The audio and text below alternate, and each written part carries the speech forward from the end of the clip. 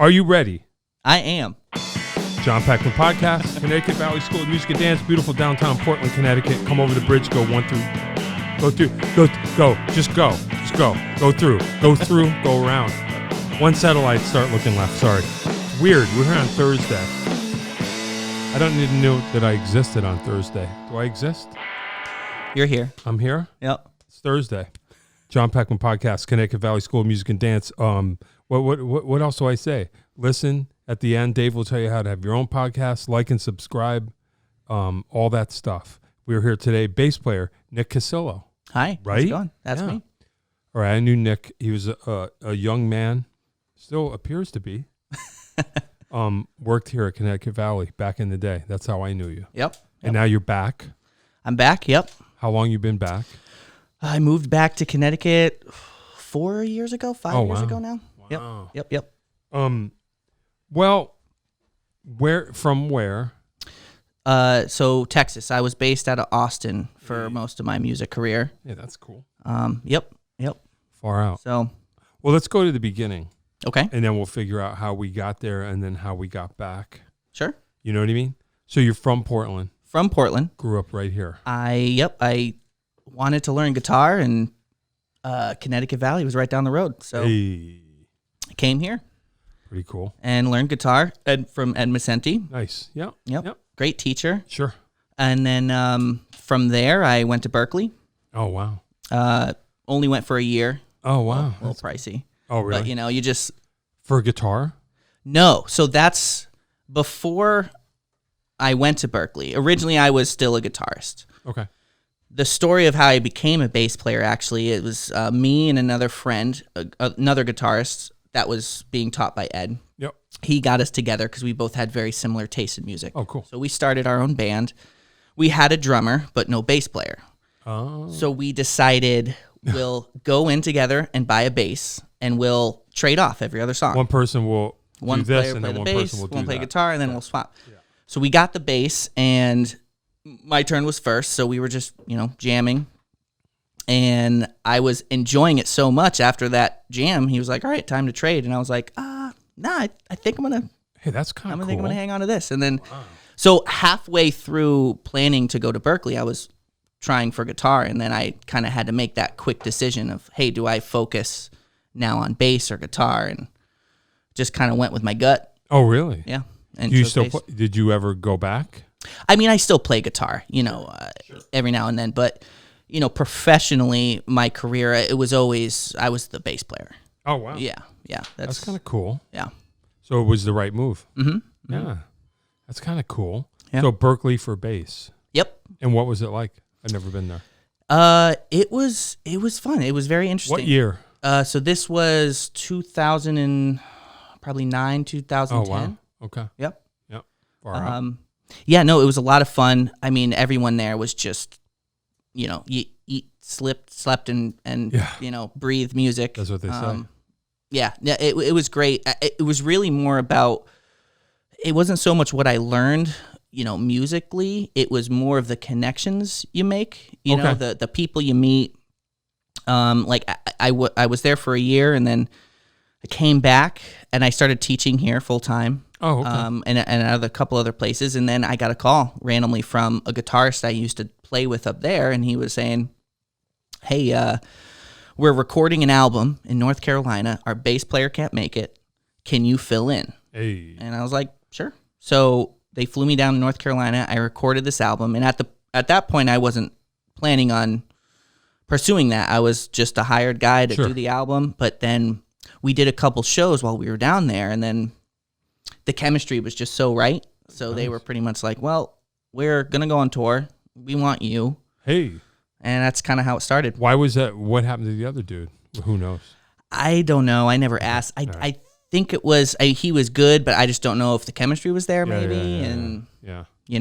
Hey, that's cool. Yeah. So two lucky things. Yeah. You know Very what I mean? lucky. Wow. Yep. And then, so once we kind of had the album and we were like, okay, we want to pursue this. We were trying to figure out where to move to. Right. And we had three options in mind. We had LA, Nashville, and Austin. Sure. And it's funny because at the time... Not New York. Not New York, no.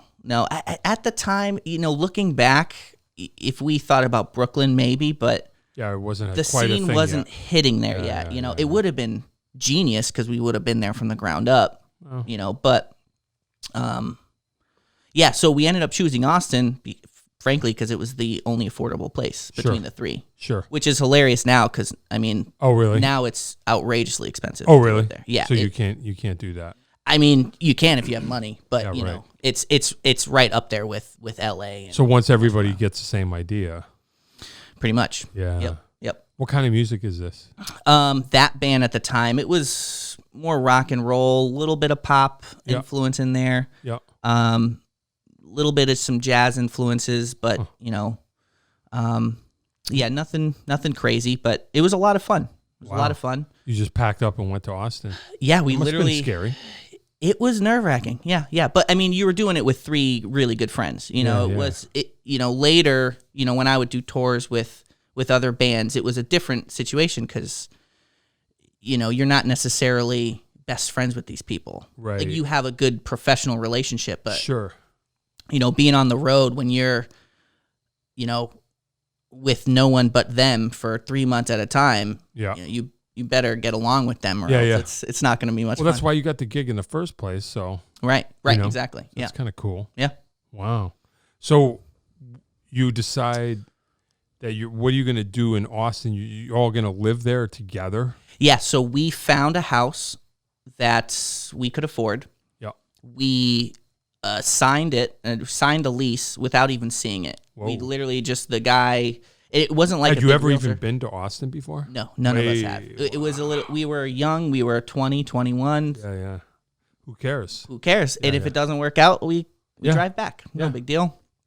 Why North Carolina? Did you say North Carolina? The three options? No, the band was down there. Oh, yeah. So Why? they had one of the members, I believe it was the singer, had a connection, or his cousin who lived in Raleigh had a very good connection with a studio there. Okay. Basically, he was going to pay the bill for us to record. And where are they from? The members of that band at the time, we all met at Berkeley, but the guitarist was from Asheville. Okay. Warren Haynes was from, and drummer's from Atlanta, and the singer was from Nevada, I think. Wow. Yeah, he was living in Las Vegas at the time, or before Berkeley. All right. So yeah, and I was from New England, so it was cool. It was That's kind of cool. Yeah. The music was fun because we all had completely different influences. I mean, the drummer was like a Travis Barker, fast kind of punk drummer. Sure. Love the heavy stuff. I grew up with, Motown and funk. Yep. I was more of a groove guy. The guitarist, Jelly is his name. He was just a straight up rock and roll guy. Wow. And then the singer, he kind of grew up singing in church and that kind of stuff. And then, he had the pipes to do the reason they ended up going with this drummer is when they were still at Berkeley, they were doing, I was already gone, but they had done a Led Zeppelin tribute show. Oh, wow. And he was the only one that could hit the notes. Yeah. And it was funny because before that, from what I was told, he never listened to Zeppelin. Oh, wow. Didn't even really know much about him. Wow. He just thought he was just learning this. He didn't know how great of a band they were for influencing. Wow. So where did he grow up? The planet Mars? That's the thing. He grew up at very church, It was very... Right. Led Zeppelin is the devil's music. Yeah. Like his father, I think, was a like the main music manager for that local church. Sure. So it was, he was... No Led Zeppelin. No Led Zeppelin, yeah. So we were trying hard all the time to try and get that out of him because he was trained to not kind of scream or kind of do anything to damage your throat. So like when we would be writing songs, we would literally be like, "Hey, can you sing that again, but like harder?" And try and hit that note. Oh boy. Yeah. So that was But I mean, he could do it. Yeah. Did he go to Berkeley for voice? Is that a thing? Yeah. Oh wow. Yeah, absolutely. Wow, that's heavy. Mm-hmm. All right, cool. Yeah. Wow. Did he ever catch on that you were trying to trash his voice? Yeah, there was some Yeah, there was some problems near the end where we were really we started building kind of a following quite a bit in Austin, and then we did 2 cross-country tours, and we kind of built up, the second time we did the tour, like when we went to, Charleston or we went to Tallahassee, we had people coming from, word of mouth from when we were last there. So we were cool. On the rise. But with that, we wanted to push more in a certain direction. Because like I was saying, the 4 of us, we all had completely different styles. So like our first album, it's hard to even go back and listen to now for me, because every song it's almost a completely different genre. Okay. Right? We really didn't have a focal point of, and when you're kids, you just want to create music that you love. You know? But when you get older, it's more of a, okay, how do we market it? Who's our target audience for? Sure. So that kind of, the business side of it got into it, and then But where was the business pressure coming from? Outside or just the band, like trying to get it together? Well, I think what happened was in the very beginning, it was me and Jelly, the guitarist. We wrote most all the music. Okay. And the lyrics, we would even, the drummer would give us input on, some ideas that he would have. We would have in mind of a certain beat or style we'd want, and he would take that, either throw it away or go with it. But the singer, he kind of just did what we recommended. As we kind of got more of a following, I think he finally got the more confidence to be like, I want to do some of these songs that I've been writing, and he would play some piano. And there was kind of a tug of war, because we were trying to really nail down our sound, and we knew like certain songs we would play live, people really were drawn to. So we were trying to really push that, and he was kind of like the George Harrison, where he would have a song and want to, play it, and they weren't bad songs by any means, but it wasn't. Yeah. So that tug of war kind of ended it. Did he not see that? He didn't want to be the rock guy at the end of the day. Okay. He had the looks, he had the long hair, he had the voice, the women loved him. Sure. He had the front man thing, he had the ego, but at the end of the day, he didn't want to be that guy. Wow. And which, what did he want fault to be? To him. He wanted to be just more of a singer-songwriter. He wanted to be like a, he wanted to do more Josh Groban kind of stuff, and really more subdued, stuff. So, he ended up leaving. He moved to Nashville, he had his own solo career for a bit. Great album, That's cool. And then after that happened, the 3 of us, we were like, well, what do we do now? We had a strict rule at the time where when we first moved to the city, a lot of people were asking us, like they would ask me, hey, could you play bass on this album? Or, hey, could you fill in? Same thing with the guitar, same thing with the drummer. But at the time, we were so like, no, we have to 100% focus on us.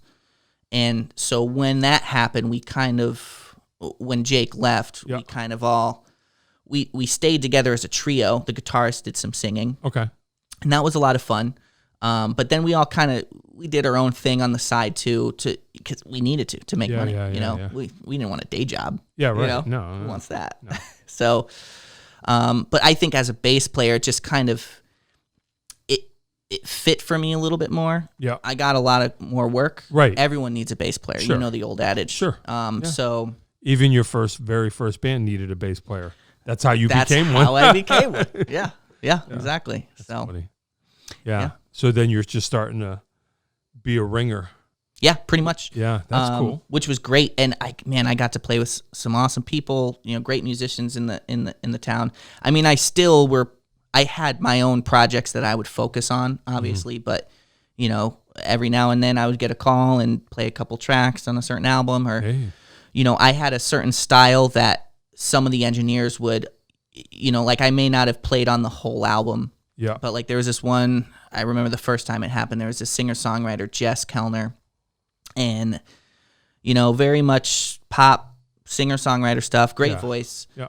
but one of her songs is a little bit funkier and a little bit groovier. And the engineer, he played bass on a lot of the stuff, but there was this one song where he was like, they needed somebody. I need someone who knows that. And they called me. I was like, yeah, I'll do it. Hey, that's cool. Yeah. So then it kind of just snowballed from there. Yeah. So the word gets out. Yeah. You're kind of that guy. Yeah. Yeah. Hey, that's cool. This would be what year still? Like this is probably like 20 at this point. The band kind of did a run for probably a good 2 to 3 years. So this was probably around 2013, 2014. Okay. Still kind of doing it. Yeah. You're down there kind of. Yeah. And then, I got some calls and opportunities to start touring. Yep. So I kind of started doing that where I would be on the road for a little bit and then come home and play some local stuff. Austin, it's an anomaly of a city, or at least it was. I don't know what it's like now, but at the time, every musician, every band you heard, like there was no bad bands. Every band had something original to offer. Yeah. And what was refreshing with that city, when we first moved down here, or down there at that time, coming from up here in New England, if you want to make money and you get a bar gig, it's, what do you have to do? 60, 70% covers? Sure. Right? And then you throw some originals. Yeah. Right. Yep. So that's what we were used to. So we get down there, we get a couple gigs, and we're doing some of the covers. And after like 2 or 3 covers, we were literally getting heckled from people saying, "Hey, that's cool. Play some original stuff." Hey. Like they were like, we've heard this You're before. like in the upside down world. Yeah, I know. And as a musician, right? How that's cool. Great, as refreshing as that. So you're like, this is awesome. So, wow. And every band, every style was there. They were all talented. Wow. Unfortunately, you couldn't really make money in Austin. Okay. It was kind of like a hub where all the musicians, it was so central in Texas where you could every weekend and go play 3-4 cities, come back, play 3-4 different cities. Yeah. And that's where you made the money. Well, that's kind of what I think. I grew up making a living back then in New England. We're lucky and we're in New England because it's kind of like that. You could play Boston, New York. You could play. Yeah, Philly. Yeah, Philly, Rhode Island, and even as one-nighters. That's all I ever did. Right, yeah. It's kind of cool. Yeah, so that was, a lot of bands would do that. There were bands that were, it was like the Twilight and never Zone. Leave Texas. Yeah, there would be bands that were so popular in Texas that you would think they're worldwide renowned. Yeah. People will talk about them like, oh yeah, I knew where I was when they released this album. No one ever heard of them. And then you leave Texas, no one's ever heard of them. Wow. Yeah. It's when Texas finally secedes after the Civil War and they become their own country, then they don't care. Yeah. But it was mind-boggling. Like when I first moved there, and I was this Yankee, with an accent apparently. Yeah, but who's actually from Texas though? Right. Well, at the time there was still quite a bit. Now I think it's changed. A lot of people have moved. Like the tech industries have kind of moved in, so a lot of non-musicians are moving there, and so just becoming whatever. It's becoming the new LA, in my opinion. Yeah. Did you when you went? Do you think that did being? I don't know what. I know what I think Austin musically is known for, but I don't know for a fact. Did it change your guys' sound? Or did you just kind of do your thing there? No, I think did it affect you? It's interesting where it was very cutthroat there, but not in the sense of we didn't ever feel pressure or competition. Yeah. The music scene, the people there, was refreshing as everyone wanted to help each other. That's cool. There was never a, oh man, this guy's better than me. Yeah, Screw him. It was everybody trying to get out of Texas. Hey, I heard you play. I think you're great. Yeah. We were all helping each other. But there was also this, I felt like, just like with the covers, if we just conformed and played what we thought Austin was, which at the time probably would have been like, Stevie Ray, that kind of Texas blues. Yep. You figure they don't need you, right? They got enough of that. Yeah, they don't want to hear that. Gotcha. Gotcha. So not really. We had our own thing, and I think that's why at the time people really were drawn to us just because we had a different sound. Yeah. That's cool. Yeah. No label interest or doing it yourself? Or no, we were do it ourselves. I don't know. I never really had the aspirations of, hey, my goal is to have a record deal, make a ton of money. I mean, to me, those two things are not. Yeah. Little Nick at 10 years old playing guitar. Sure. My dream was if I could get in a van with some of my best friends and play music with, for a living. Sure. That was it. That was the dream. And and we did that. Yeah. And that's I was cool. like, oh, yeah, it's successful. And then it was like, okay, well, what can we do next? It's like, all right, well, can we get a tour bus? All right, let's and so we were kind of getting there, but then, so. Yeah. And then, so did you stay there after the band kind of broke up, or? Yeah. You never found another singer? Not with that band, no. Okay. And it would have been weird. Yeah. It wouldn't have been that band. Yeah. So did your kind of circuit deteriorate, like when you didn't get back out there? Well, we developed a good circle of musicians. There was this local bar called the 121 Bar. It was kind of like the musicians' Cheers in Austin. Okay. Yep. Every night you'd go there, and just the whole crowd would be local musicians hanging out. There'd be an amazing band playing. Some nights it would be a trio jazz, some nights it would be rock and roll. It was always fun. Cool. So we had our little inner circle, and it was kind of one of those where, when people heard the band had broken up, all of a sudden it's like, oh, cool, Jelly's available. Oh, let's start, oh, Nick is available, So I kind of started doing that, and I had some other major projects. I was with this country band for about a year. We did some extensive touring. One of the last projects I was a part of was a band called the 88 Project, which was more soul, R&B, hip hop. Okay. A lot of fun, great musicians. And then, I don't know. I guess I got kind of sick of it. I'll be honest with you. Oh, really? Yeah. Just hustling. Yeah. Well, it wasn't even the hustling. It was more of it depended on the music I was playing. Yeah. So probably the most successful point was when I was playing with this country band called Statesboro Review. And they're still doing it. They're great musicians, great guys. When I auditioned for them, they sent me their first two records, and it was a dead ringer for like early Allman Brothers. Dueling guitars, harmonies, southern rock. Yep. You could say it'll, nowadays people consider that country. In my mind, right. It's not. Yeah. So I was like, oh, this is great stuff. I could really enjoy playing this. I did the audition, got the gig. We toured in Europe. We toured all around. Cool. But they were transitioning right when I joined. They went down to one guitarist. They went a little more in the direction of country because that's where the money was. Yeah. And I will say I learned a lot of the business side of how they operated. I mean, they had it down to a science. The manager, like every time we would go on tour, even if it was just for like a weekend, like you saying we did up here, where it was you hit this one city, this city. Yep. It was like clockwork. We'd wake up early, we'd get to the city around midday, go to the local radio station, promote the show, do the show.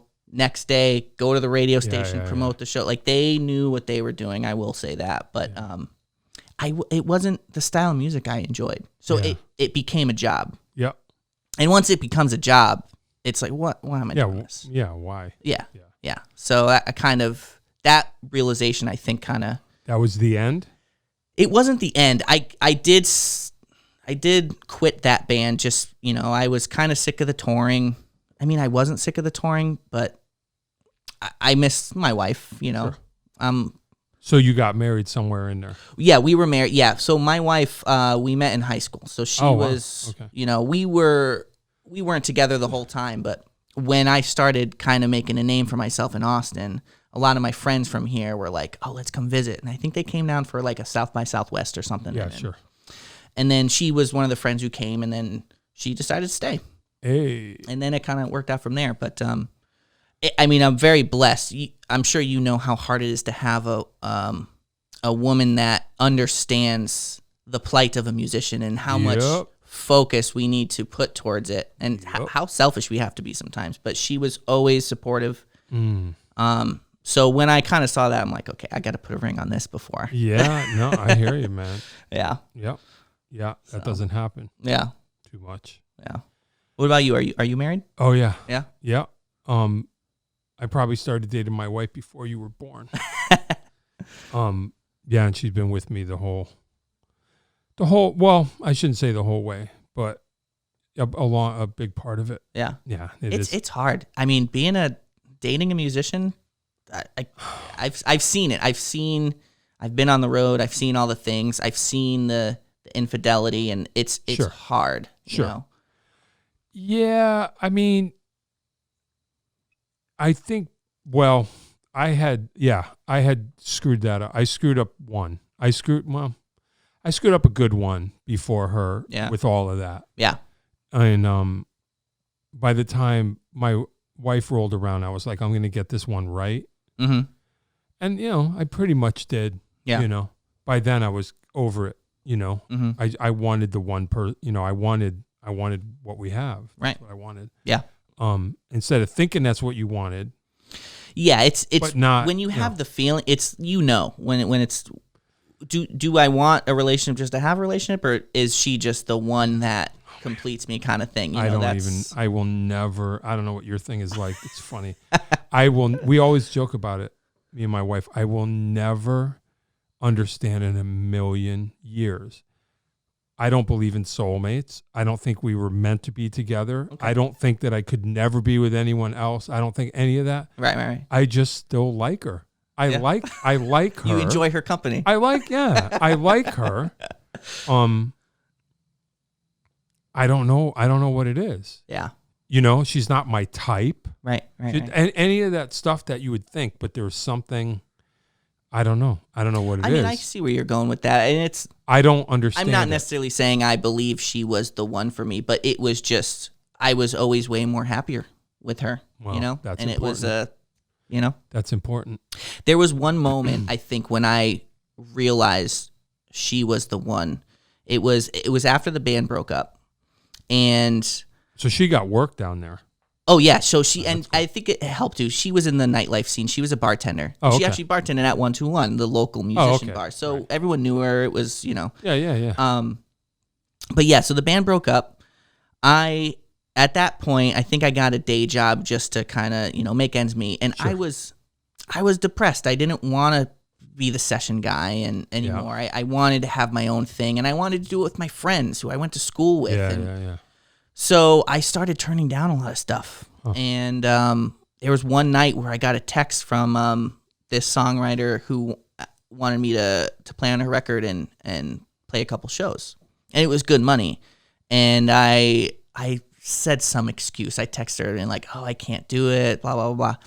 And I thought Rachel was asleep next to me, and she wasn't. She saw what I said, and she was just like, what are you doing? Yeah. And I'm thinking, she probably is happy that I'm hanging up the music thing and I'm going to get a real job. And, I was kind of, at that point, I was ready to kind of give it up, right? Because I thought my ticket was this one band. And when that blew up, sure. And at 24, it's like, you think you're washed up. And you're going to stay in, we were happy in Austin. Okay. Yeah, we were, really Kids was what brought us back home. But okay, well, we'll get there. Yeah, we'll get there.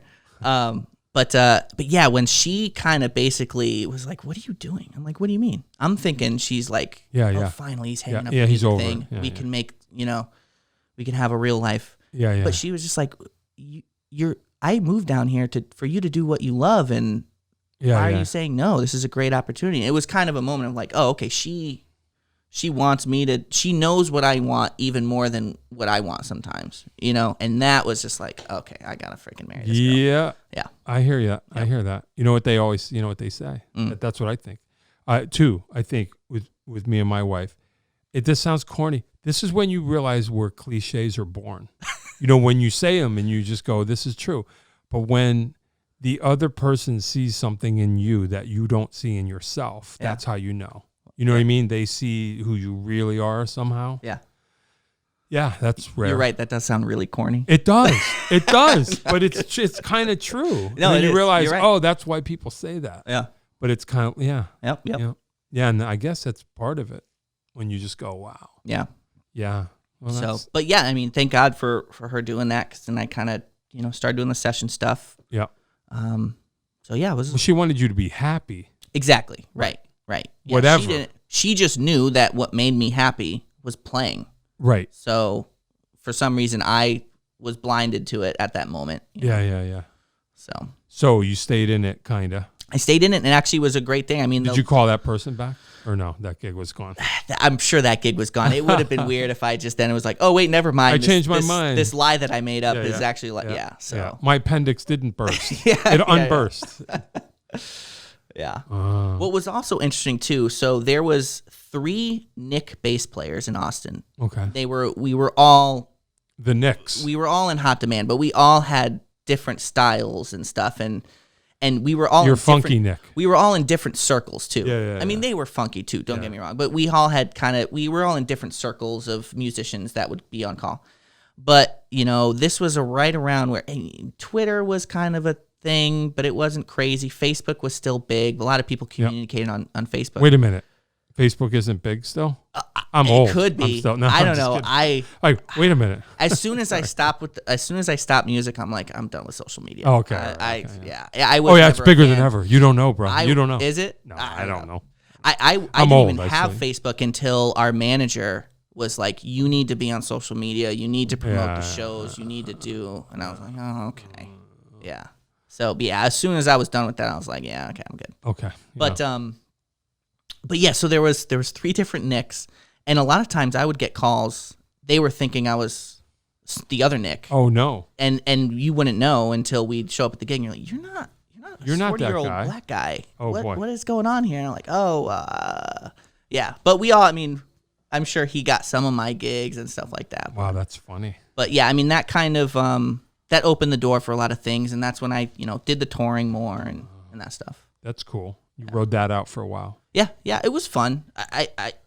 I would still love to do it now. It's just when Rachel got pregnant, I think that was a big change. I guess. Because I was very grateful. I grew up, my parents were awesome. They still are. Yep. And all of my family, I have a big Italian family. We all grew up in a couple towns near each other. I saw my grandparents all the time, my cousins all the time. And I was like, I don't want my kid or daughter to only get to see her grandma once a year on Christmas or never get to play with her cousins. That's how I grew up, yeah. Yeah, and so that was kind of, that mixed with, I wasn't really enjoying the country thing. I was playing, diamonds, just doom. Sure. Doom. Yeah. So that was kind of like a, the deciding factor. So then your wife was okay with that? She was in the same boat. I think, she had the pregnancy hormones and she was nervous. She was like, okay, we have no family down here. What if we need help? What if it's the first kid you don't know, right? I guess. The second kid. I know 0. You don't have any kids? No, okay, yeah. No. I mean, the second kid, we're just holding them like one hand in them and it's, But the first kid, it was like, you got to wash your hands before you touch, Yeah. So we didn't know what to expect. We were scared. So having that support system, I think, was what we really wanted. So we decided to make the move back. Before the child was born? Yeah, she was about 6 months when we moved back. Wow. Yeah. Well, that's cool. Yeah.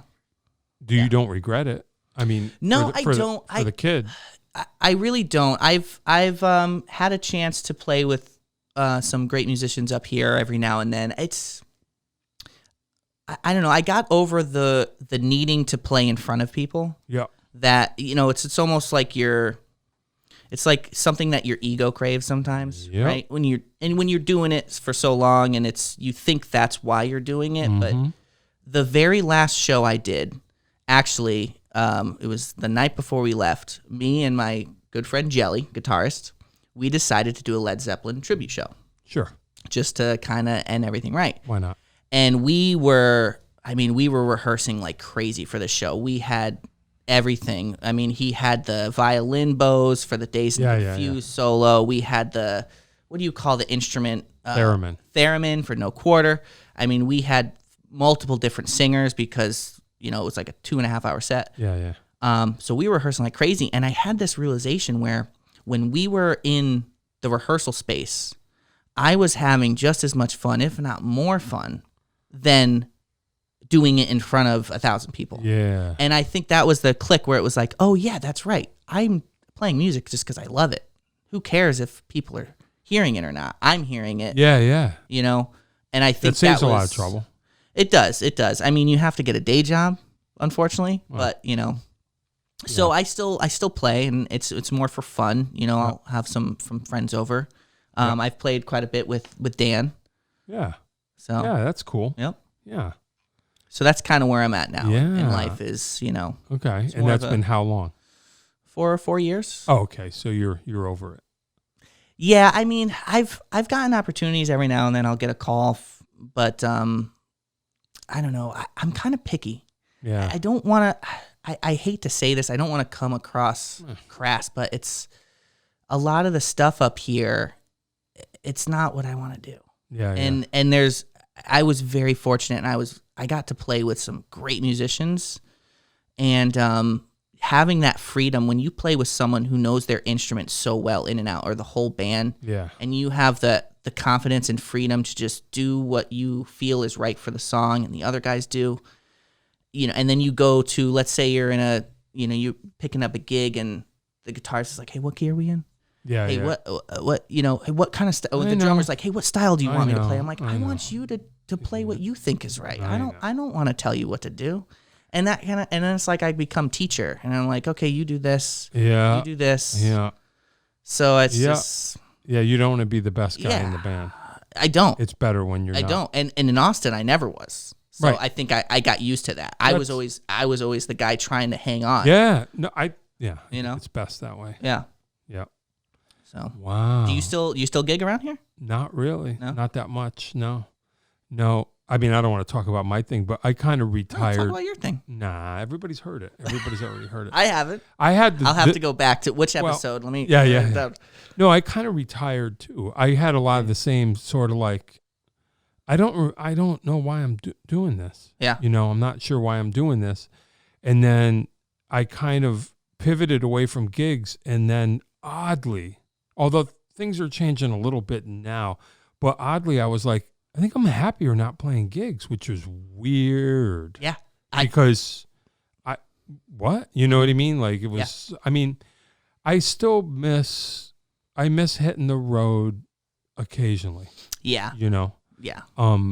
But nothing's perfect. Right. But it was weird when I kind of came off the road for the last time. I was just like, I kind of like this better in some weird way.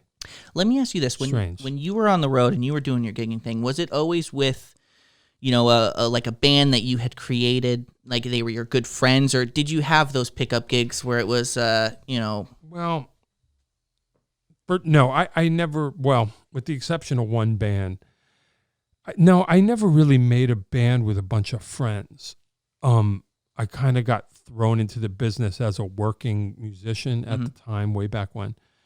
And so I always had fun and sometimes not, but it was always a professional relationship. Yeah. There was one scenario that, well, actually there was a couple. Anyway, sometimes yes, sometimes no. Okay. But I never like had that dream. I never like, hey fellas, let's get together and make this thing. Yeah. There was a scenario that started as a project that I came in as a player that became a thing that I really cared about. Was that back when I was here? Was it 8 Maybe. in the... What was that band? Feather Merchants? That was the band. Was it a female singer? Yep. Yes. Yeah. Yes. Yeah, that became something that was very precious. I remember you were very into it. And yeah. And you could tell, and I think that feeling, like once you get it, you want to chase it, right? You want to, Yeah, it kind of, I'm sure with your thing too, the business changed, right? As we started to kind of be on the brink of building momentum. Yeah. We got music crushed. Became demonetized completely, and then it was like, well, what's the point? We lost the thread. When we got our first CD pressed, yeah, we thought, oh my God, we got a CD, and it sounds great, yeah, engineered and mastered in Nashville, and then 2 months later, it was like kids are like, what's a CD? Yeah, I don't have a CD player. We were probably writing the same. Yeah, so it was just, we were definitely wrong place, wrong time. Yeah, I guess, us too. As far as the business side of it. Yep, that's exactly what happened to us. But anyway, I guess the question was, that was a thing that I really loved everybody in that thing. Yeah, and I would have done that, and for a while, there was a period I accidentally made like a rock and roll cover band with friends of mine that was really cool for a while. Mm-hmm. It was like the Tree Fort, like we were doing it. And you got to pick the songs you wanted to play. Yeah. Our thing was for a while, it worked for a while. But if you've ever been a band, it was just a cover band. We had like 1 gig a month. Yeah. And our thing was anything that you ever wanted to do, I'll do for you if you do this one. Right. You know what I mean? Rather than, it wasn't like, oh, no. It was just like, only songs that you would have so much enthusiasm for that the other guys would be like, yeah, let's do it. Right. Even if you weren't into it, you'd be like, well, you know what? He's into it. He's into it. I like him, so let's do it. Yeah, absolutely. So I guess anyway, to answer your question, I've been there. Yeah. But usually it's more of a professional type of scenario that I'm involved in. Yeah. And so it's cool, but I always struggled with that. And I think it's because my first tours were with my friends and you know, we were in it together. Yeah. And then when I started being the more professional hired gun, I struggled with it sometimes because I was like, I came from from the thought of, hey guys, we're supposed to be best friends and let's do everything together. And we did one tour with this country band, Statesboro Review, in Europe for about a month and a half. Wow. And the struggle there was we didn't, other than England and Scotland, we didn't speak any of the native languages. We had a manager and a driver who spoke all the languages as we went. Wow. But when we were dropped off, we had a couple days to kill in Paris. It was just us. And it got like... Oh, because you're not bros, so... Yeah, and at like some points it's like, hey, I want to go to, check out the Eiffel Tower or whatever. And they were like, well, we want to go here. It's like, well, we got to stick together. Oh, boy. And so that was, So there was some times where we butted some heads. Yeah. Blood was spilled at the Eiffel Tower. Yeah. Well, no, we didn't go to the Eiffel Tower. I know. Yeah. Wow. Yeah. Well, yeah. I know what you mean. Yeah. Kinda. But that was always a struggle with me. But I think that was, in a vacuum because we were in different countries. Yeah. So we only could speak to each other. Right. And there was this weird, I don't know, when you're an American band and you go overseas, never done it. People, you could have no following here. But in Europe, they will just assume you got it. You must be this huge successful star because you're here. Because you're here. Yeah. And and we were in a country band, so we had the cowboy boots and the hats. So we dressed the part. Sure. So everyone knew we were Americans when we rolled around. And, sure. So that was, as a bass player, I didn't like the attention. That's why I enjoyed the bass player, the singer, the guitarist. They could do the flirting thing, and So that was a struggle for sure. Huh. Yeah. Interesting. So you probably never get back out there again. You don't care. Not really. If it was for the right thing, if I could bring the kids along, I mean that was the dream. If I was in a band with my friends and we had a following and we could get a bus and they got along with the family and that would be great. Keep dreaming.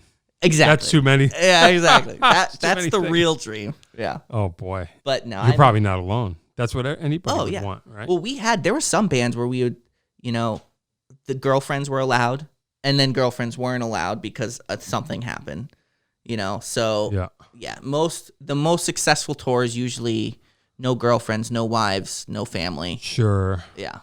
Yeah, because then you get all the opinions of what they think we should be wearing or what songs they think we should be playing. And that messes with the business. Right. Well, then because the singer's girlfriend, he's got to listen to her. So then all of a sudden the set changes. It's like, really, dude?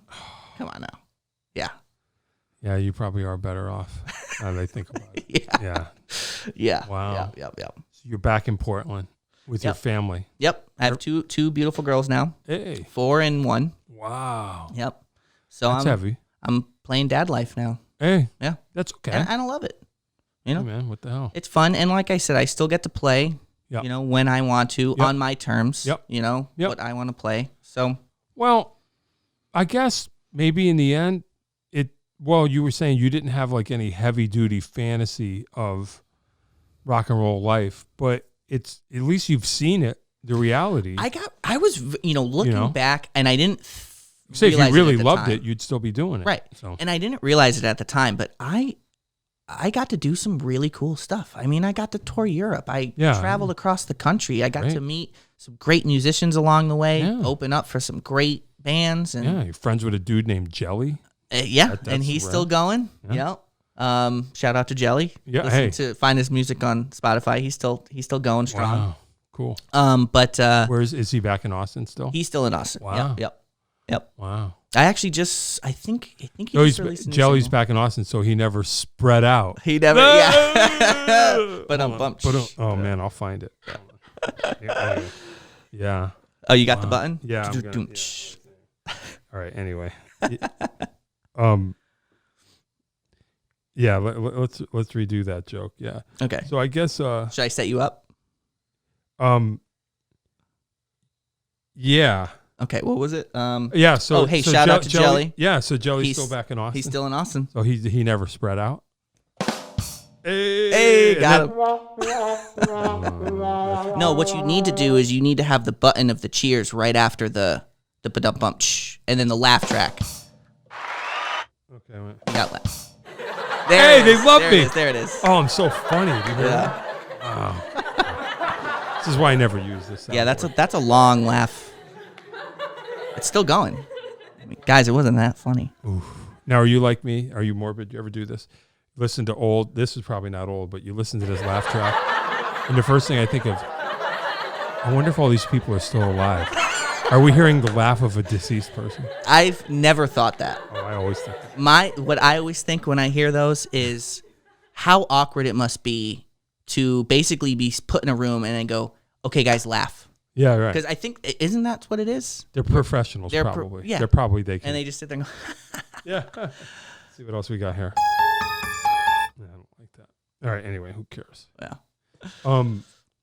Yeah, they're probably professionals. They can laugh whenever they want. All right, I'm never going to use this again. Yeah, that's what me and my wife do. Depending on how old the movie or anything is, like we'll just watch a movie and we'll be like, that dog's dead. Yeah. You know, any animal or anything in a movie. You think that guy's? I bet you that guy's dead by now. You know what messes? What I always think about when I watch movies now is the music behind it. Like, for example, if you're watching a scary movie and there's a kid walking through the woods, sure. and then you have this ominous music behind it, it's, it invokes this feeling into you. But then if you have the same exact scene and some nice melodic music and birds chirping, it makes, like, the music makes such a difference in film, I think. There you go.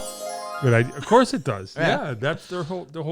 I feel like if I could do it all over, I would have loved to, do film scoring or go to school for. Yeah, film the kid's scoring. walking through the scary woods, and you get that. It changes the whole thing. Yeah, I don't even know what that would be. Yeah. I think that, yeah. But yeah, no, if I could, so at Berkeley, I went for jazz composition. That was my major, which, it's cool. That's cool. But film scoring, there's, especially with, movies, TV, video games. It's huge, huge push in that. Sure. That would be a fun gig. Yeah. I think, anyway. Yeah. Yeah. You know what gig I would love? I don't know who does this. I don't know if this is a thing. But you ever notice, like, you go to Chipotle, you go to restaurants that have music, mm-hmm. and you realize that the music is tailored to someone has that gig. Like, someone goes, I know I can program the playlist for, like, what demographic are you looking for? Someone DJs for stores. Right. Makes the decisions. It's not live, though. No. Right, they're like, okay, here's the playlist. But send it off. But somebody has a sense to go, I know what people are going to, it's like, I don't know if you've ever paid attention to the music in Chipotle, but it's kind of cool. It's almost like, oh, hey, what is this? I don't quite, this is cooler than me. So suddenly you feel like, oh, I'm in a cool place. Do you ever think about this whenever you hear music in a restaurant or a store? Yeah. This always comes to my mind. Like, when I hear a song, I think about how many times has that waiter or waitress heard this song? Oh, my God. Because I feel a lot of those playlists, it's like 20, 30 songs, and then it's on rotation. Yeah. Oh, yeah. I mean, that's got to... Did you ever go to, this is conversation's turning stupid. We got to talk about more important things. But, okay. But I'm enjoying this. Have you ever... Yeah, but it's not about it. Oh, that's right. You don't care about. Yeah. Only if you're enjoying it. You ever go to DeBella's? It's like a sandwich shop. And for a while they changed it, but for like the first couple of years, they would have like 40s music, like old time, because they're supposed to be the thing. And it's like I would hear the same songs over and over, and I'd be like, these poor employees. Like it's like kind of like we get it. They probably have like 5 songs. Yeah. And now they kind of upgraded. I think they kind of got over it. Yeah, that's like whenever you go to Moe's. You ever go to Moe's and they have to go welcome to Moe's, but they don't mean it anymore. Is Moe's up here? Yeah, there's when I Moe's moved when I moved to Austin, the only food we had here was like McDonald's, Burger King, Taco Bell. Like they have everything. When I moved to Texas, there was like 10 fast food chains I never heard of. Oh yeah, no, they're that all are here. everywhere in the country except for here. For some everything's reason. here now. Yeah, but but you feel bad for the employees because they're just one of the most. And you feel like saying to them, listen, I get it. You don't have to. Yeah. Don't do it for me. Yeah. I'd rather you just, hey, how's it going? Yeah. Rather than welcome to Moe's, because they're dying, you're dying, everyone's dying inside because they have to say it.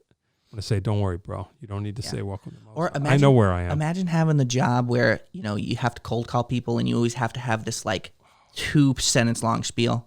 Like half the time, I just want to say you don't have. Hey, to. That reminds me. This John Peckman podcast. Well, beautiful downtown Portland, Connecticut. Yeah. Yeah, but you like what you're doing. I do. Yeah, it's different. That's different. And I wrote the script. I just made that up. Oh, that's a script? Yeah. Oh, it is now because I say the same thing every time. Not a script, but I just try to be consistent. So your whole story, you're back. Yeah, full circle. Yeah, so we can call it that. We can call it a full circle kind of story. Yeah, and we're even discussing maybe teaching here. Hey. So that's ultimate first circle. Circle. Imagine that. Yeah. Why not? Yeah, why not? What the hell? That's cool. Yeah. So to get close to wrap up, sure, I have the wrap up questions. And I forgot what they are because it's Thursday. Oh, the script is over there. Yeah. Yeah. I'll show you where the script is.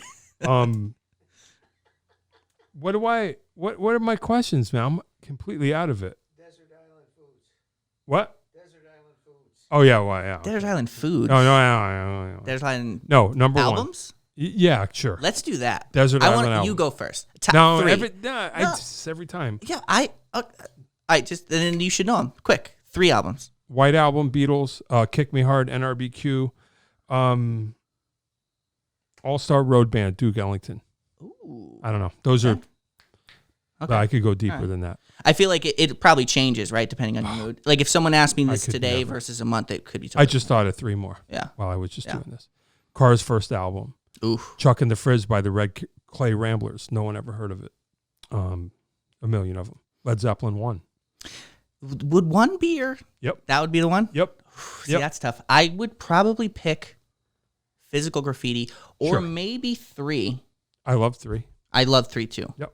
I mean, I love them all. Yeah. Even Presence. I love Presence. I like Presence. People don't I like Presence. Listen to that one. I've had moments with Presence. My favorite ever Jimmy Page solo is on Achilles' Last Stand. Yeah, sure. Presence. Sure. I think that's one of his most melodic solos. I agree. Yep. Yeah. I always like T for One. Oh, yeah, that's a good one. Yep. It's a good one. This is like a 10-minute, like the blues one, right? Slow yeah, blues? it's just cool. Yeah. So you're Desert Island. Okay. Wilco, Sky Blue Sky. Sure. Probably Radiohead. Nice. In Rainbows. Oh, okay. I know that one. You don't know that one? No, not particularly. What? The Benz, Kid A, out. Really? Yeah. Kid A's a great one. I love Kid A. I don't like OK Computer. I keep trying. I appreciate the greatness, but I can't. But the Benz changed my life. See, I'm the complete opposite. I don't like the Benz. I think that's... I respect it for what it does, but Yeah, the Benz flipped my script, and then OK Computer, I didn't get it, and then Kid A, I really liked. But anyway. And I never went past that. Yeah. So maybe I'm missing something, but anyway. And then probably Let It Be. Wow. Yeah. Interesting. Did you watch the whole thing? Oh, that documentary? Absolutely. Yeah. I feel like that was just like musicians like crack. That they're remixing Revolver. They announced it yesterday, October 28th. I already pre-ordered it. Are you who's remastering it? Giles Martin, George Martin's son, George, been okay. doing all of them. Okay. And he said that this is crazy. I don't want to talk too much. So Revolver, they didn't have. I mean, Sgt. Pepper, they started using 2 4-tracks. Right. So when they remixed it, they could kind of go back to the source tapes because there was 2 different machines sometimes. Mm-hmm. With Revolver, things got folded in together too much. It was, the whole rhythm track is on one. So how could you remix it? Because you can't. Right. You hear the bleed from the other tracks, is what you're saying? Yeah, and so, that thing was always like, well, how far back you can't go before Sgt. Pepper because everything is mixed down, And I just read yesterday because this just hit the wire yesterday, and everybody's talking about it. And Giles Martin said that Peter Jackson's team invented a technology. I heard about this. They can it's got to be a forensic. I think it's like a parametric. I think they're literally like it's like surgical. Yeah. Cutting and splicing. Yeah. And, so he said that they actually gave him the tracks, and not only could they separate the drums from everything, they separate the kick from the snare. I don't know how. He goes, I don't even know how they did this. Yeah. But they went in forensically and found anything this is a snare drum. Yeah. And so he's like, yeah, I'm able to remix it. And they go, because of that technology, they go, now we can do everything. We can go backwards now, which let me just say briefly that to record Revolver at all in 1966 required cutting-edge technology, of which they were... Oh, that was... I mean, people talk about Sgt. Pepper's, right? No. Sgt. Pepper's and Pet Sounds. Revolver was first. I think Revolver, you can hear the trajectory of where they were going. Yep. I think that was their first album when they were like, all right, we're going to... Even Rubber Soul. Oh, Rubber Soul's great. I think that's... That's when they kind of... changed their sound a little bit. Yep. It was the beginning of Rubber Soul, Revolver, and then Sgt. Pepper was... the end. But they're saying the cutting edge technology in 1966 to make that album, we're now using cutting edge. Like they asked him, because they did Sgt. Pepper in 2017. And they said, well, you said back then that you could never do Revolver. He goes, that was then. Yeah. Like the technology has advanced to the point where he's like, yeah, we can do that now. We couldn't 5 years ago. Yeah. So the idea that that he remixed Revolver using cutting edge technology now to remix an album that used cutting edge technology then, it's like, now we're talking. Yeah. So I'm already pre-ordered. I'm just like, click. That's awesome. Just waiting. Oh yeah, I can't wait. Yeah. So it'd be pretty crazy. Desert Island Food, real quick. Food? We didn't think we were going to get through this. Now we're running out of time. Oh, yeah. Desert Island Food. Lasagna. Oh, nice. Okay. Specifically made by either actually my mom or my wife. Oh, nice. She learned the recipe from my mom. That was a must. I told her I can't marry you until you learn excellent work. My mom's sauce recipe. Work. Did she have any demand of you? She said you have to fold a shirt like my dear old dad, or I'm not marrying you. No, actually, looking back, it was pretty selfish of me. I really just said that to buy me time because I was like, I need a ring. So I was like, and we were living in Austin, so she can't learn the sauce recipe until we, Gotcha. Yeah. Gotcha. Go visit. Wow. Yeah. That's heavy. Yeah. She knew it was. I mean, obviously, it was more of a lighthearted thing. Sure. A show or a couple of shows that completely blew your mind, that changed your... Now, when you say show, are we talking movie? Are we talking... an audience. You are an audience member of a music show. Oh, a music show that changed my life? Yeah. That I played or was... No, that you saw. That I saw. That you were like, this is what I want to do. My first ever show, I do remember this. It was 104 Fest. Okay. Blink 182 was headlining. Sure. Green Day was opening. This was before Green Day broke out with American Idiot. Sure. So at this time, Green Day were like washed up. I agree. Right? I saw them at the Webster. Yeah. And that was my first ever concert. We were right up close. I was on my dad's shoulders. Sure. I thought it was the coolest thing ever. Yeah. And that was even before I played music. Oh wow. I was just a young kid, but yeah, that I mean, just it's the first one, Yeah. Far out.